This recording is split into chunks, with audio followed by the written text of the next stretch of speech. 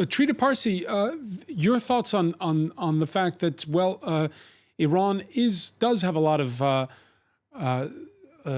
have a lot going on in Lebanon, in Yemen, in Syria.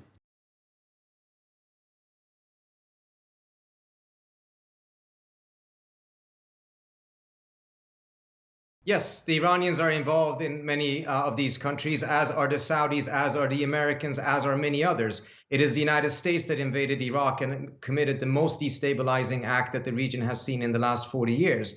The Saudis have been bombing Yemen to pieces, and it created the greatest humanitarian crisis that we have seen. I mean, there's missile attacks and airplane attacks on a daily basis. I find it extremely unfortunate what the Houthis did today, because it would be best if all sides stop. But the disproportion in the sense of the focus on what the Houthis are doing and the complete turning of a blind eye to the genocide that the Saudis have created in Yemen is highly problematic. And that's why I actually agree. It would be very good to have a holistic approach. But you can have a holistic approach if you first agree to abiding by what you have committed yourself to, which is the nuclear deal. And in that holistic approach, we should be addressing the fact that the Saudis have been sponsoring terrorism for so many years now. The 15 out of 19 of the terrorists that hit New York on 9/11 were from Saudi Arabia. The Saudis have been exporting Wahhabism for several decades now. It's the root of Al-Qaeda, it's the root of ISIS, it's the root of all of these different things.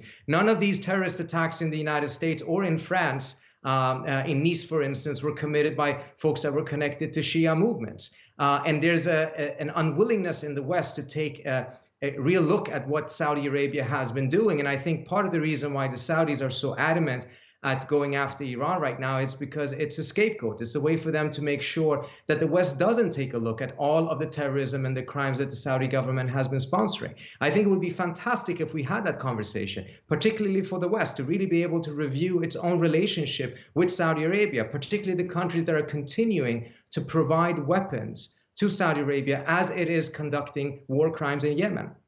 And talk about what the Iranians are doing in Syria. Talk about what the Iranians have been doing in Iraq, what they have been doing in Lebanon. But if we want to have a holistic approach, it has to be holistic. We have to take a look at what all of the actors have been doing in order to come to a solution, not this selective approach of only pointing out to what the Iranians are doing and then giving a complete pass, not only to what the Saudis have been doing, but also what the United States has been doing.